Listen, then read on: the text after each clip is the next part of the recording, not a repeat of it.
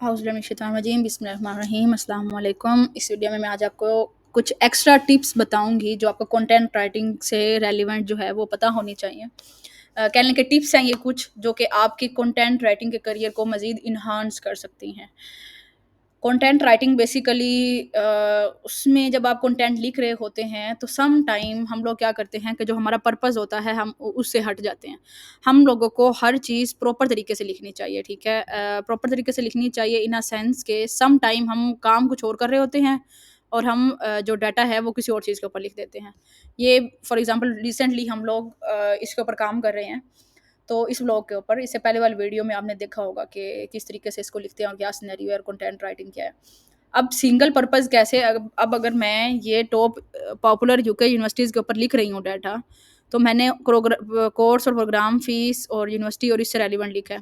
अब अगर इसके अंदर मैं 3-4 एलिमेंट ऐसे डाल दूँ जो रेलिवेंट ही नहीं है या वो फोकस ही नहीं है, मैं डाल दूँ कि इसमें जो एक्टिविटीज़ कौन सी होती हैं, मैं ये डाल दूँ या मैं अपने पर्पस से ही हट जाऊँ इन चीज़ों से जिनके ऊपर मैं काम कर रही हूँ। मैंने अब 4 पॉइंट्स नोट किए थे कि मैंने 5 इनके ऊपर लिखना है और मैं उनके अलावा अगर किसी और पॉइंट के ऊपर लिखूँ, तो मैं उस चीज़ से प्रॉपर तरीके से हट रही हूँ। मैं आपको इसकी एग्ज़ाम्पल देती हूँ। Top 10 popular UK universities. What is the tyre 1 university in the UK? अब डायरेक्ट मैं ब्लॉग में लिखते हुए इसके ऊपर लिख दूँ, तो वो डायरेक्टली इसी चीज़ के ऊपर चला जाएगा कि मैंने तो फ़िज़ूल काम कर दिया, वो तो हट जाएगा, सिंगल पर्पस नहीं ना रहा, अब पर्पस चेंज हो गया। और अगर मैं इसी ब्लॉग के अंदर ये लिख दूँ कि लाइफ़ कैसी है यूके यूनिवर्सिटीज़ की और इम्पोर्टेंस क्या है ग्लोबली और हायर एजुकेशन सिस्टम क्या है, मैं अगर ये लिख दूँ, तब भी मैं अपने पर्पस से हट गई, तब भी मैं पर्पस के ऊपर नहीं चल रही, मैं अपने पर्पस से हट गई। तो ये सिंपली यही चीज़ है, तो आपने सिंपल सिंगल पर्पस के ऊपर ही काम करना है। राइट योर ओन वर्ड्स, अपने डाटा में आपने अपने लफ्ज़ों में लिखना है। ये नहीं करना कि चैट जीपीटी का डाटा आप लिख दें, बिल्कुल भी कॉपी पेस्ट वाला काम ना करें। अपने लफ्ज़ों में लिखें, जैसे कि हमने ऑलरेडी अपने ही लफ्ज़ों में लिखा है। 7th ग्रेड इंग्लिश यूज़ करें, कोई टफ वर्ड लिखने की ज़रूरत नहीं है। ऐसा वर्ड बिल्कुल भी ना लिखें कि जिसको सर समझने के लिए दोबारा से गूगल करना पड़े कि इस लफ्ज़ का मायने क्या है। Just right simple. हाँ, right unique voice. Unique voice क्या होती है कि अगर आप मेरे काफ़ी ब्लॉग्स देखें ना, तो उसमें आपको एक स्टेटमेंट नज़र आएगी या एक पैटर्न नज़र आएगा कि मैं हमेशा क्वेश्चंस लिखती हूँ।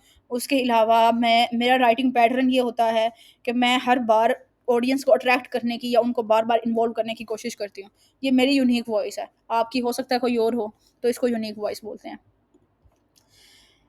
एडिट योर वर्क, अपने वर्क को बार-बार एडिट करें, बार-बार इसको सर्च करें, बार-बार चीज़ों को देखें कि किस तरीके से मज़ीद खूबसूरती लाई जा सकती है, किस तरीके से इसको मज़ीद खूबसूरत और प्यारा बनाया जा सकता है, किस सेंस में आप हर चीज़ को मज़ीद खूबसूरत बना सकते हैं, उसके ऊपर काम करें। प्रॉपर फॉर्मेटिंग आपने रखनी है।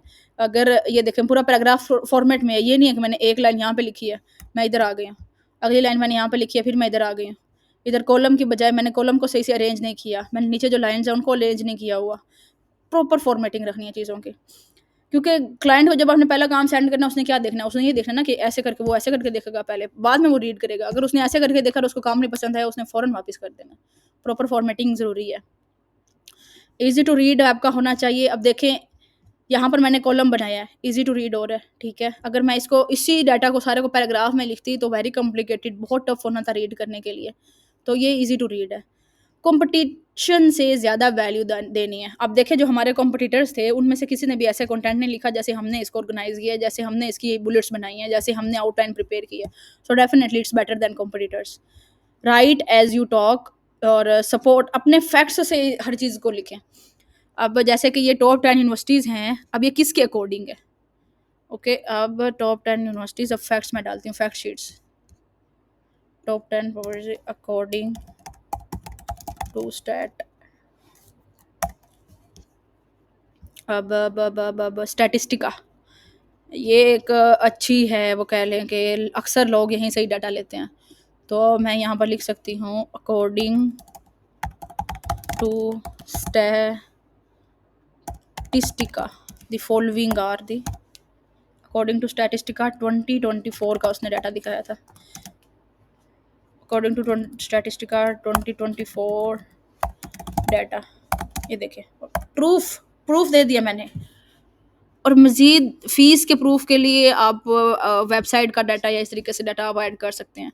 तो बात होगी अगर प्रूफ़ से होगी, अब जो पहली वाली स्टेटमेंट लिखी होगी उसकी कम वर्थ है, इस वाले की ज़्यादा वर्थ है। तो इस प्रूफ़ से बात करें, ये एक एक्स्ट्रा टिप है। तो ये बेसिकली हमारा जो है वो टिप्स है एक्स्ट्रा कंटेंट राइटिंग से रिलेवेंट। अगर आपको इसमें से कुछ भी समझ नहीं आया या आपका कोई भी क्वेश्चन है तो आप मुझसे पूछ सकते हैं।